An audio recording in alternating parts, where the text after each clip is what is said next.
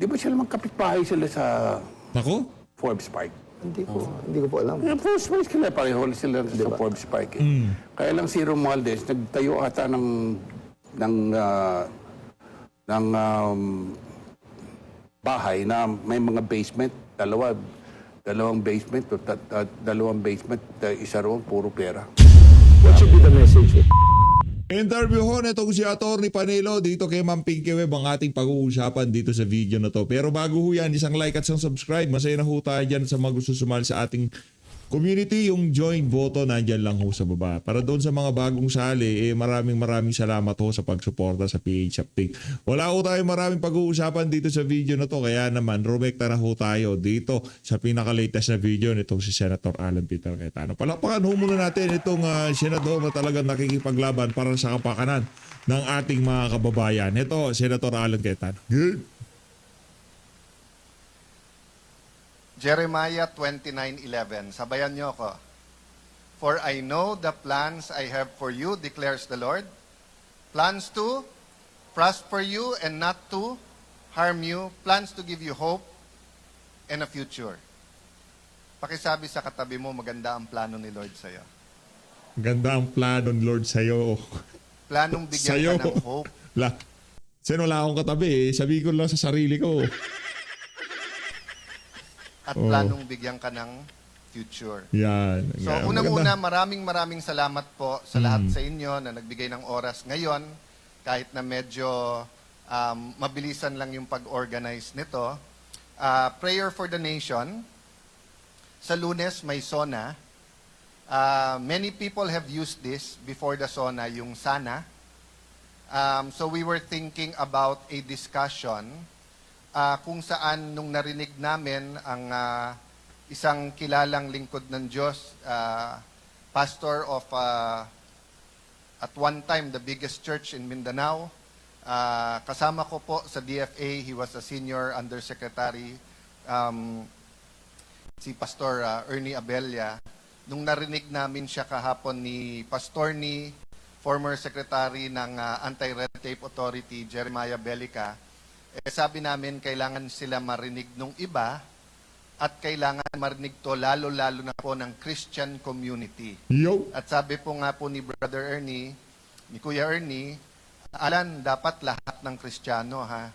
Pati ang Katoliko, pati ang Aglipay, lahat ng church na naniniwala sa Panginoon Kristo ay dapat makinig sa ating message dahil kailangan ang body of Christ ay nagkakaisa. So of course, this is for everyone, maging Muslim, maging hindi believer, maging someone who doesn't believe in God or someone who is searching in the sense of nation building.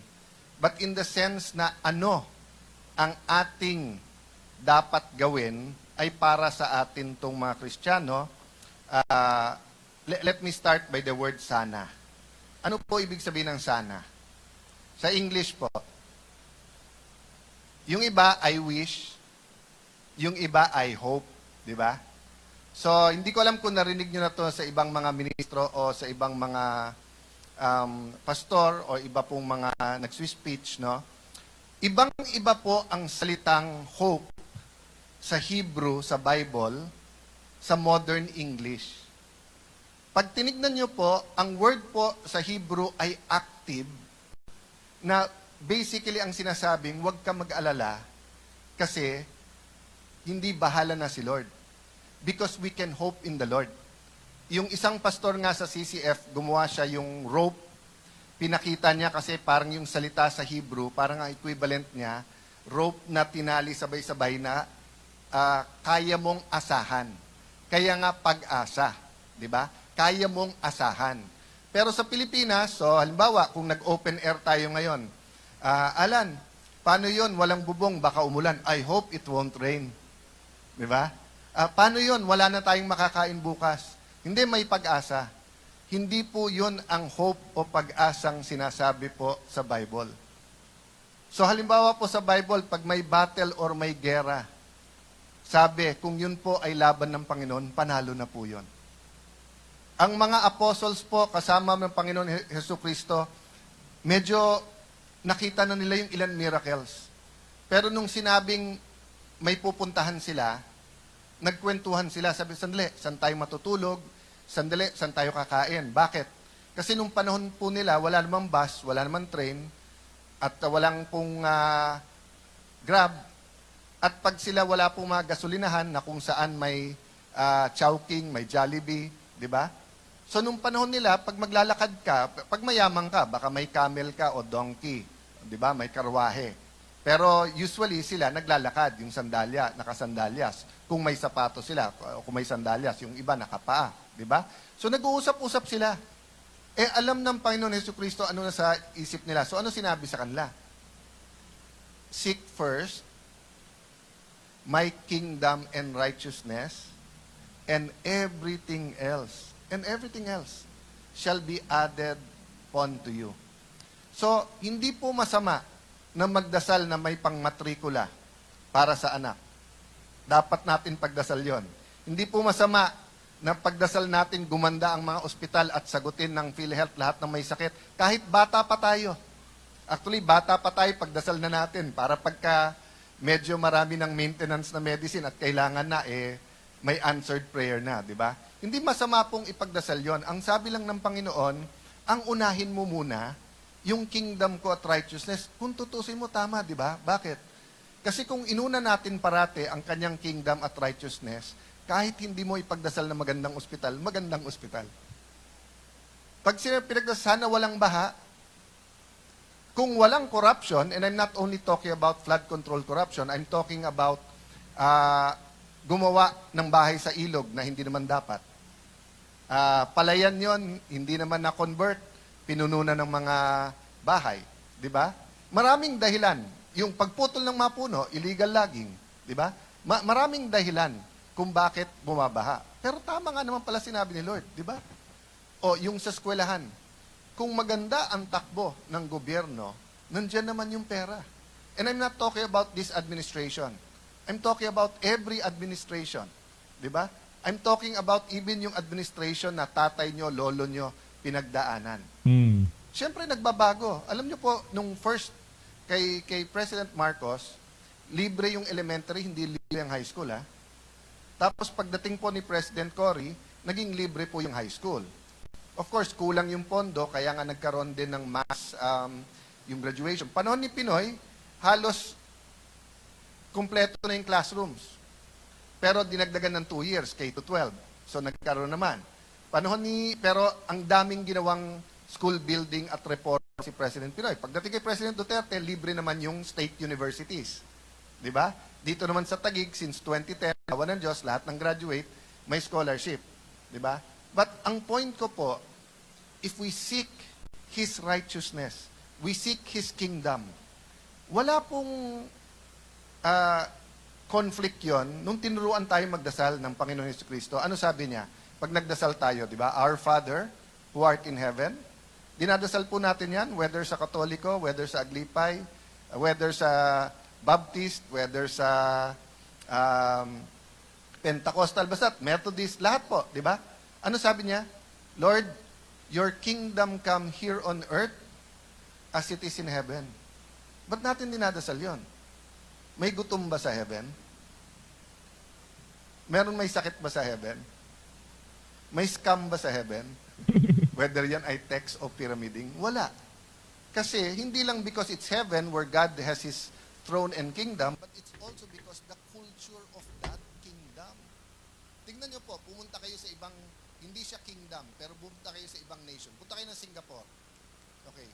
Sa Singapore po ba, pag naglalakad ang mga dalaga ng alauna, 2:00 ng umaga, may danger silang mabastos? Almost zero. Tingnan nyo po sa Japan, pag naiwan nyo pitakan nyo o bag nyo, sa maraming tao pa, may danger ba yun na manakaw? Maliit po ang danger, halos wala. Bakit? Kasi po yung kultura.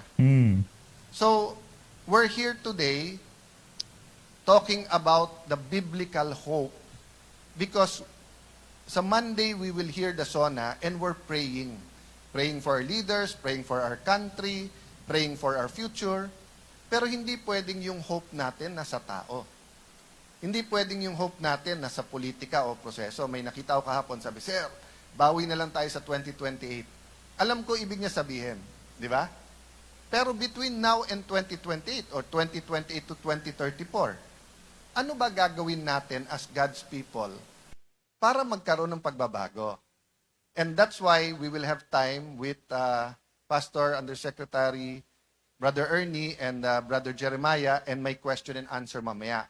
So yung short part ko, in-explain to sa akin, I think 2021 ni Bishop June Escosar ng Victory or Every Nation.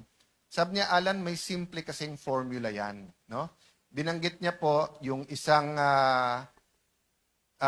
Greek philosopher, si Grotius, na sabi niya, you cannot rule an empire unless you know how to rule nations. But you cannot rule nations if you don't know how to rule a village. And you cannot rule a village unless you know how to rule your family. And you cannot rule your family or serve your family unless you rule yourself. Di ba? So, isang nanay, tatay, kuya, ate na head ng family, breadwinner, pero sugarol, lasenggo. Napapanahon no ito Sunday bukas para makapagnilay-nilay din yung ating mga kababayan, no? At pagkatapos ng linggo, so nahuyan ng Pangulo, no? Kung ano bang dapat nating bantayan diyan sa magiging zona na yan. May makukulong ba? Mamaya ho si Montol po nang magchichismis sa atin diyan. Nag-addict-addict. Hindi niya po pwedeng pangunahan yung pamilya niya. Kahit na may leadership potential siya. Kahit ma-elect siya. Di ba? Because nga, you have to start with yourself. So, based off yung kwento niya yon, sinasabi nga niya, so the first part sa pagbabago sa ating bansa ay revival of the heart. We have to admit na patay tayo because of sin. Di ba? But because God forgave us, because His Son came, pwedeng mabuhay tayo ulit. At ang muling mabuhay ay revival. Revival, di ba? So kung lahat tayo patay ang puso, okay lang magnakaw, okay lang magsinungaling, okay lang mandaya sa exam, okay lang may hingian pagka magbabayad ng tax, di ba? Walang pagbabago, kahit baguhin mo yung sistema, kahit napakagaling ng leader, ng secretary, ng commissioner, ng executive secretary ng Pangulo. After the revival of the heart, saan ba pumupunta ang mga taong na-revive yung heart? Di ba sa church? Whether yan ay maliit na church, house church, whether yan ay napakalaki na church, whether ikaw ay consistently sa isang church or sa maraming church, yung body of Christ, church. So yung pangalawa po ay restoration of the church. Bakit po restoration? Kasi yung unang church po, yung iniwanan ng Panginoon Hesukristo, ay medyo may mga pinagdaanan. Di ba nung una, yung ibang apostol gusto nga, pagka yan ay Gentiles o hindi Hudyo, kailangan i-circumcise, kailangan ganito pagkain nyo, etc. So maraming binago ang Panginoon. Nagdebate pa si Apostle Paul, di ba? At si Apostle Peter, nagkasundo sila nung nagdasal sila. So yung unang mga doktrina, at kung saan yung kapangyarihan, healing, casting out of demons, yung mga community magsasama-sama, maraming wala, biglang lahat ibibigay pera nila to share with everyone. Nawala po yun over time. Nagkaroon ng denominations, nagdebate, nagkaroon ng iba't ibang doktrina. Yung iba, church, dapat nakikilam tayo sa politika. Yung iba, hindi tayo nakikilam sa politika. So hindi tayo dito para mag-debate ng doktrina. Pag nag-debate tayo ng doktrina, hindi po tayo matatapos. That has been going on for more than 2,000 years. And we're not proposing today na matapos yon, but we are proposing that after the revival of heart, there has to be a restoration of the church. Bakit po?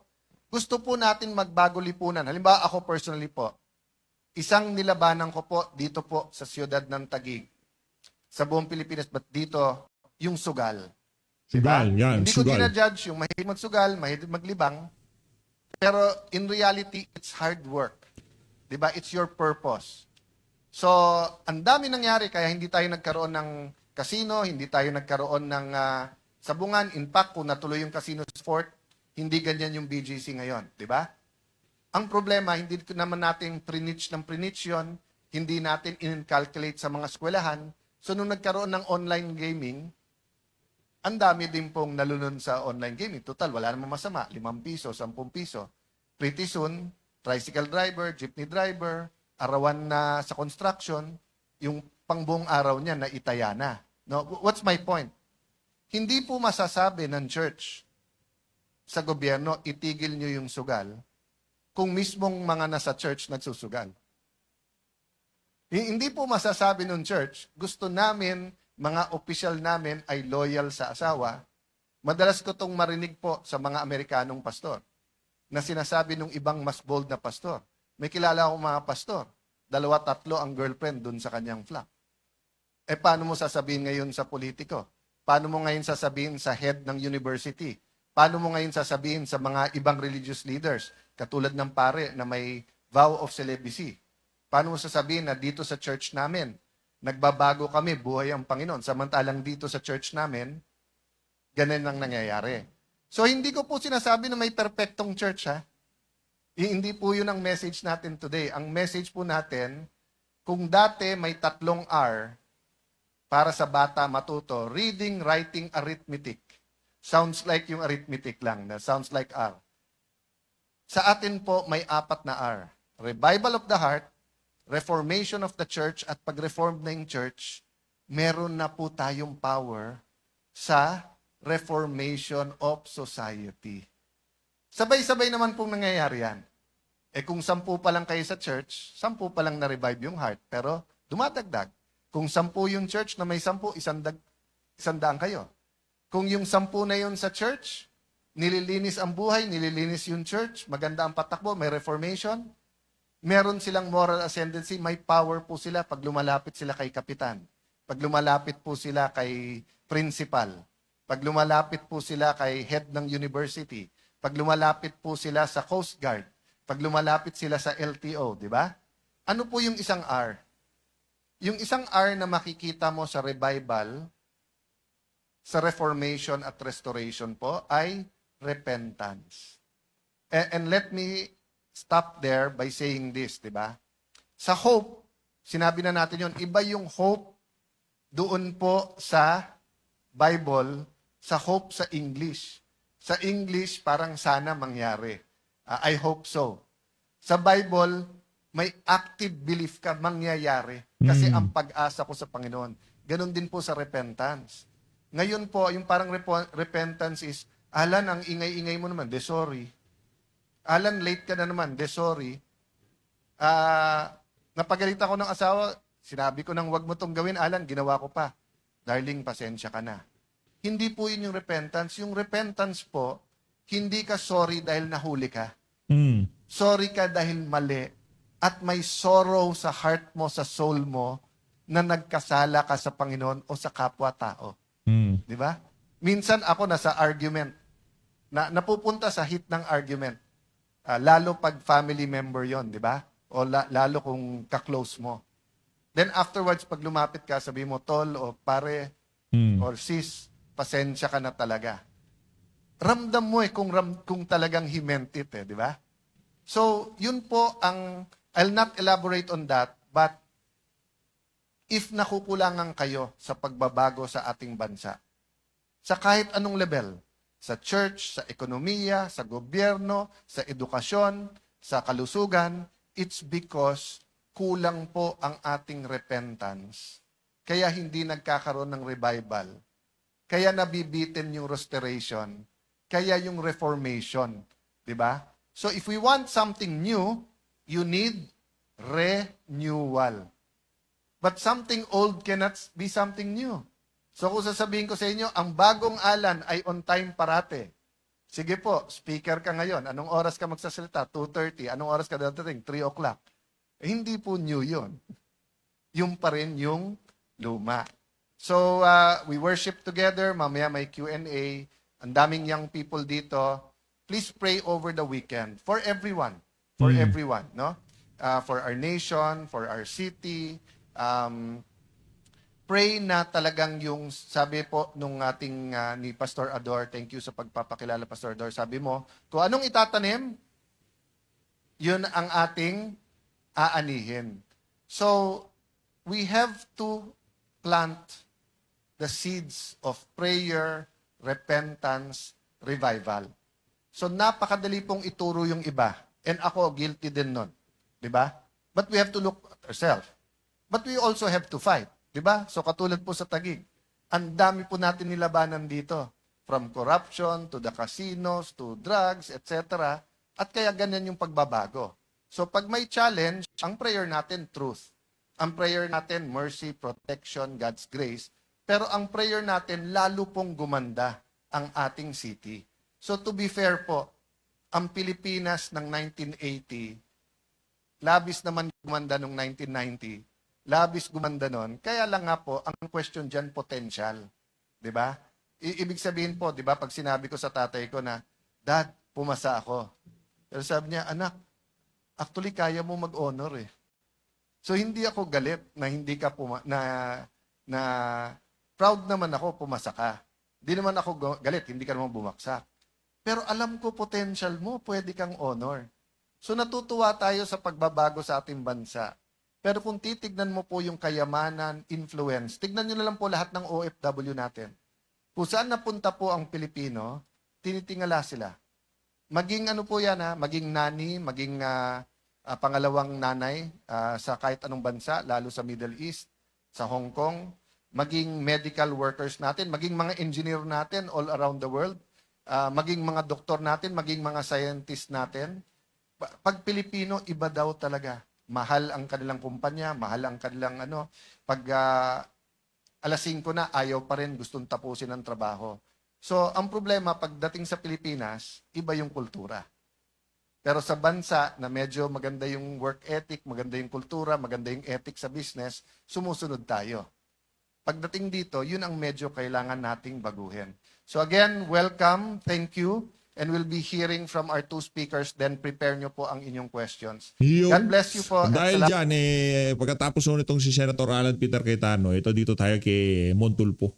Makichismis tayo kung sino yung mga posibleng makulumbu sa Lunes sa zona nitong si Bangag. What should be the message po talaga? That people can believe in sa dating na zona sa Martin Romualdez. So, Talaga pwede, yung no? this will be the shortest zona. Kasi isa lang ang babanggitin eh. Well, kasi last year, yun yung naghamon siya. Mahiya naman kayo. Oo, di ba? Oo. Mahiya naman kayo. Di ba sila magkapitbahay sila sa Nako? Forbes Park? Hindi ko po alam. Forbes Park sila, pareho sila sa Forbes Park.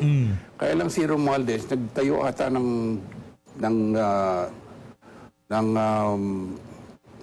bahay na may mga basement, dalawang basement, isa roon, puro pera.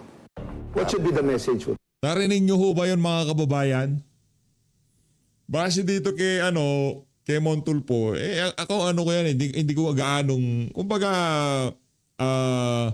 kaya lang natin pinapalabas to dahil nga si Martin Romualdez, kilala yan di ba? Kilala siya na kung ituring siya ng iba nating mga kababayan, di umano siya ang mastermind dito sa mga manumalyang flood control.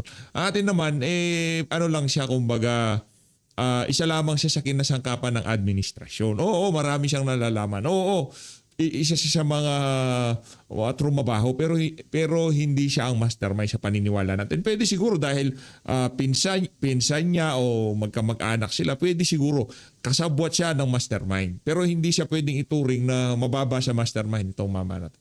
At yung mga magigiting na Marines na rin ho ang nagsabi na talagang dinideliveran daw di umano ng pera itong si Martin Romualdez. At talagang bulto-bulto, mali-mali daw ang dinadala sa mga bahay niya dyan sa Forbes Park. Ngayon, merong sinabi itong si Montulfo na 3 basement, yung isa punong-puno ng pera, pambihira naman yan. Ano gagawin nila sa mga pera na yan, di ba? Hindi na ho nila mauubos yan. Ika nga, tapos na ho ang buhay nila, ang mga pera na yan, baka hindi pa ho nila nakalahati.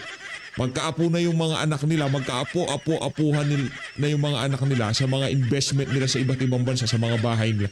Hindi na ho talaga nila mauubos yan. Ang tanong dito, okay na, ano bang gusto yung mangyari? Ano ba? Ba't gusto magpresidente, Martin Romualdez, na kapag nakaw ka na, lubayan nyo na sambayan ng Pilipino. Kung sakali man totoo, di ba? Kung sakali man totoo na mayroong kang basement na punong-puno ng pera, okay na. Yung pagiging presidente, maawa kayo sa sambayan ng Pilipino. Di ba? Tigil-tigilan nyo na yung mga ambisyon nyo na yan kasi hindi kayo nakakatulong. Bagkus, lalong naghihirap ang ating mga kababayan dahil dyan sa mga ambisyon nyo na yan. Impeachment, pagpapadala kay dating Pangulong Rodrigo Duterte, maraming Dabawenyo ang nasaktan, mga Pilipino nasaktan dyan. Ano ang bottom line? Ano ang dahilan? Dahil yan sa ambisyon ng ilang mga politiko na magpresidente sa 2028 presidential election. Rekta na ho tayo kay Atty. Panelo. Lawyer in her perjury complaint against Ramil Madriaga. Attorney, good to have you again. Yes. Thank you Good for your evening. time. All right. Thank you for having me. Yeah. Day 9. It ended, as I mentioned a while ago, with the allegation of grave threat against the Vice President. In your opinion, was it established or not? For me, based on a legal standpoint, I don't think it was. Because the very evidence of the prosecution, which was the video that was presented, also includes the very defense. The context in which those words were said was a direct response to a question about Operation Romanov, which is allegedly, at the time, an ongoing or imminent threat to the security of the Vice President and her family. So for me, considering that there was an ongoing threat to her life, and that the authorities that you would normally report to or ask help from to protect you are the same agencies that are allegedly behind the threat, then it was justifiable, understandable, perfectly reasonable for her to resort to something like that, which is to utter something to deter the threat against her life. So you're saying that she said that to deter any threats or any plans to kill her? Yes, because who would you run to? The NBI, the PNP, they're the same agencies that are controlled by who she believed was behind the threat to her life, which pinangalanan niya pa, the President, the First Lady, and the former Speaker. So, under those circumstances, what other choice did you have? To me, it was justified for her to say, if you kill me, then I will do something back. And Mamatay ako. Oo. so to me, it wasn't a true threat. It was just How would you categorize it? How would it you was just a describe it? bluster. Okay. So legally, for me, it's not a criminal act because the intent. It wasn't a true threat, but also it can also be classified as self-defense because there's an imminent threat against you, and then you just did something to try and repel that. Okay, let's talk about what you said. I Yeah. think that's one of the, to talk about self-defense, it's a self-defense basically in simple terms because she was defending herself because there was a threat to kill her. Yes. That's basically what you're trying to say. So if there's a threat to kill anybody, that person has a right to actually say publicly that, when asked, of course, when provoked, when asked, that I actually contracted someone already to kill A, B, and C. No, That justifies that. It doesn't have to be true about what you said. It just has to be enough to repel the threat and that you don't actually go through with the threat or push through with the threat. So I've checked jurisprudence in the Philippines, wala pa. I think precisely because hindi siya criminal in nature. If you threaten somebody, if you hurt me, diba, suntukin kita.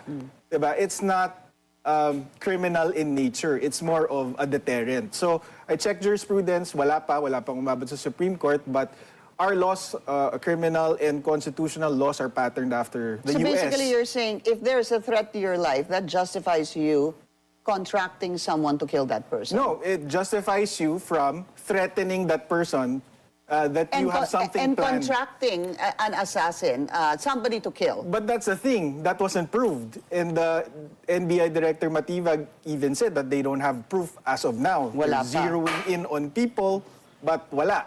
So, yun. And yun nga, I was looking at US jurisprudence, meron. merong jurisprudence on that. Like, for example, there was a couple that was fighting, and then the woman grabbed a bottle of bleach, and then itatapon niya sa asawa niya. Sabi nung asawa niya, if you throw that at me, if you don't put it down, babasagin ko yung kamay mo. And he was arrested for grave threats, or the equivalent crime in the US, and he was acquitted because the courts found him justified in countering with a threat. And the court even said that you can threaten something that is even worse than what is being threatened to you, provided that you don't push Mas through with matindi. it. Wag mo lang Wag mo lang itutuloy. But how So meron na palang jurisprudence sa Amerika, hindi siguro alam ni Ma'am Pinky yun. Nataon itong si Atty. Panelo. Alam niya yun. Mahusay How talaga does itong mga that Panelo na work? to. On two things. One, this just comes to mind right now. Also discussed during the trial. Two other videos of the Vice President saying she wants the head of the President. Yung isa, tapos sige, itabi muna natin yung kay Mayor Baset. That's one. How does that self-defense, as you call it, claim affect, or doesn't that damage or kill that self-defense theory? I don't think it's related. I think they were trying to... they presented those videos to show that there was a pattern, or Pattern of violence, as they called or it. she really wanted to harm the president and so forth. But again, she was telling a story about how the president humiliated a military graduate, was it? Because of this tradition on giving watches. So nagalit siya. So she was just telling people what she had in her mind. Na parang gusto ko Toxic siyang, na tong relationship na to. Yeah, so Toxic na, I oh. don't think it's too relevant. Nung narinig nitong si Ma'am Pinky yung jurisprudence sa Amerika, ano yan mga believe sa mga Amerikano, meron na palang jurisprudence. Okay lang pala na magbanta na mas worse pa. Basta wag mong i-push through. And yeah. Pero, Saray mo. Too relevant for coming from the Vice President, talking about the President. That's actually where I also wanted to go. Of course, we understand equal protection to all, right? But when you're talking about the President and the Vice President, and even senators, people who have higher positions Right. than you and me, is there an exception to your theory of self-defense, sir? Because if balikan po natin si NBI Director Melvin Matibag, basically he's saying a threat to the President is a threat to the national security. What do you say to that? the law doesn't carve out those exceptions for government officials, you know. So I think the law should apply equally to them. But tapos if we go to whether it's an impeachable offense naman, ako sa akin kasi Sorry, sir, I don't want to go to the Yeah. impeachable offense first because I wanted to get your answer. Because I'm trying to understand your train of thought. Doon po sa, that is the Vice President threatening the President, according to NBI Director Matibag, which is a threat to the national security. How about that? sa akin kasi, 'di ba, the context is may threat din sa buhay ng vice-presidente and wala siyang matakbuhan. So instead of reporting it, parang what do you say? And it's not like it was even planned when she said it. It was directly in response to a question about Operation Romanov. It's public, which destroys the character of it as something that, you know, premeditated plan to threaten the president. So she was just reacting in the moment. Pero And that justifies it. to me, it is. It justifies To me, it. it does. And the former president, Duterte, the father, of course, he rose to prominence precisely because of these threats against criminals, di ba? Parang, umalis kayo sa city ko, kung hindi, papatayin ko kayo.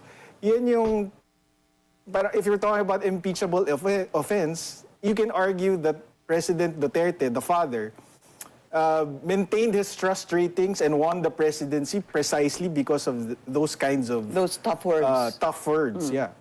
But yeah, and the implementation of those tough words, of course, led to where he is right now, hindi ho ba? Yeah, because of his political enemies. Ako, my personal take there is if there's not enough evidence to file anything here, there shouldn't be enough basis to file it in the ICC, which, of course, to me, doesn't have jurisdiction over the Philippines. Well, Yeah. I interrupted you a while ago, just going through that train of thought. You said, I don't even believe it's an impeachable offense.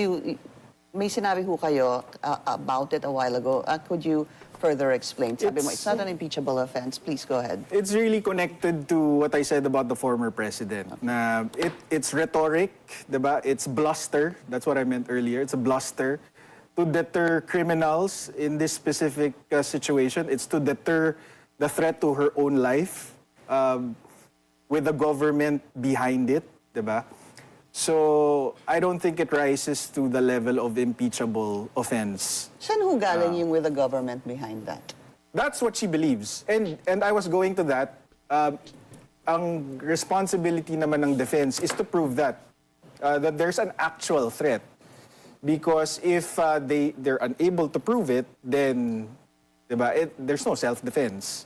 Pero sa akin kasi there are two layers for the defense. It's not a true threat because it's bluster.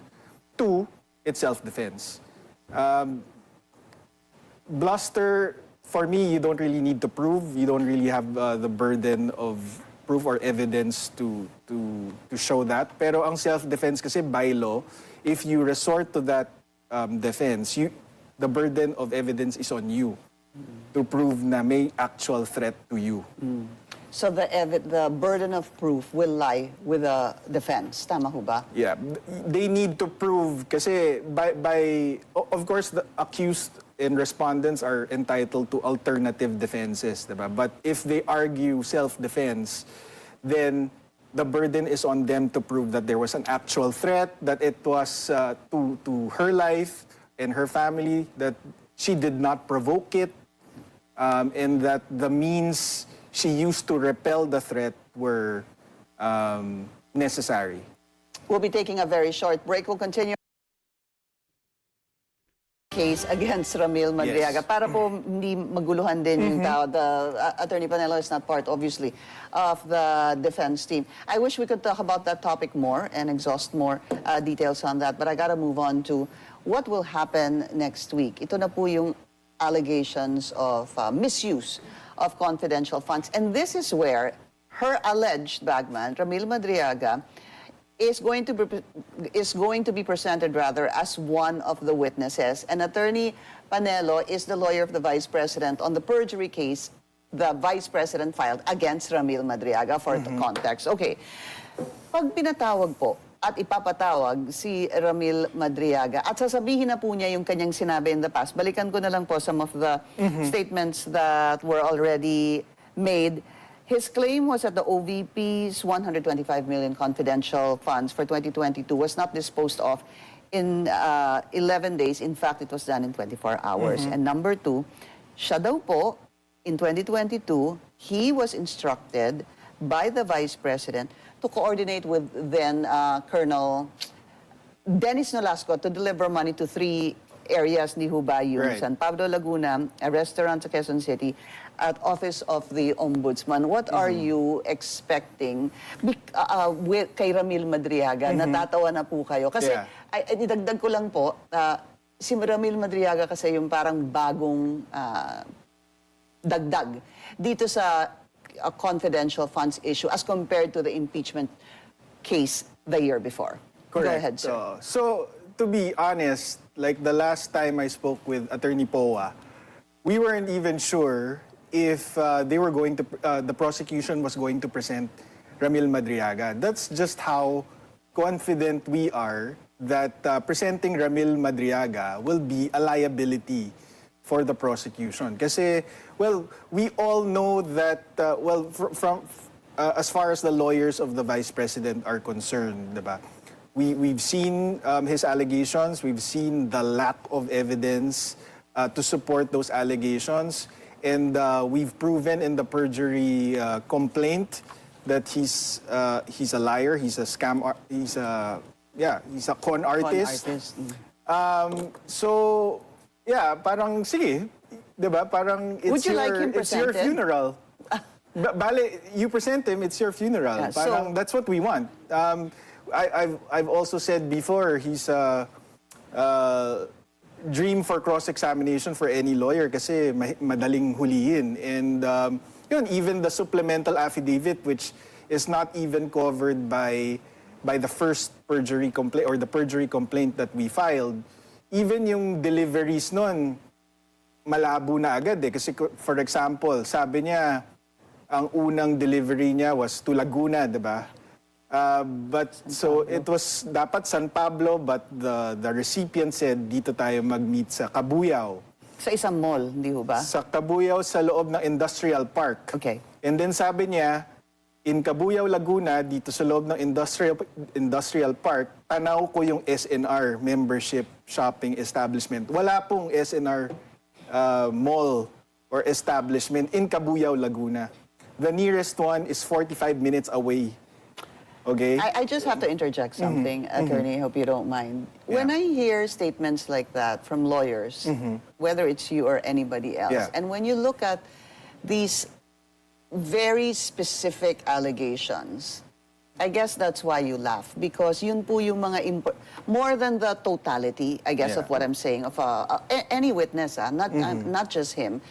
Pag nagbigay na po kasi ng mga statements specific, yun po yung inyong tutumbukin one by one kung may katotohanan o hindi. So ang sinasabi nyo ngayon, walang matatanaw na SNR mula po doon. So yeah, I just wanted to kind of point that out because sometimes we miss the details. Like, yeah. Like us. in the first affidavit that he executed, it was missing those details. And so we said, okay, present that guy, let him supply the details because we're pretty sure we can destroy those details too. Kasi before, it was too general, you cannot rule them out. You cannot find the evidence to prove that he was lying. Pero because maybe because we challenged him or maybe because it's necessary to prove an allegation, he supplied details. Eh di, yari siya. Walang SNR sa Laguna. Yung sinasabi niyang delivery sa Nomo Basho, sinabi niya nandun si Attorney Reynold Monsayak. But we have the testimony of the owners of Nomo Basho. They were there all evening. It was closed for an exclusive party. And Reynold Monsayak wasn't there. They have pictures to show that the place was crowded during the time that Madriaga supposedly entered that establishment. And it was impossible to miss him kung may dala-dala siyang malalaking bag. Kasi ubod ng sikip ng Nomo Basho. We went to the place. It's I so saw small. a video of that.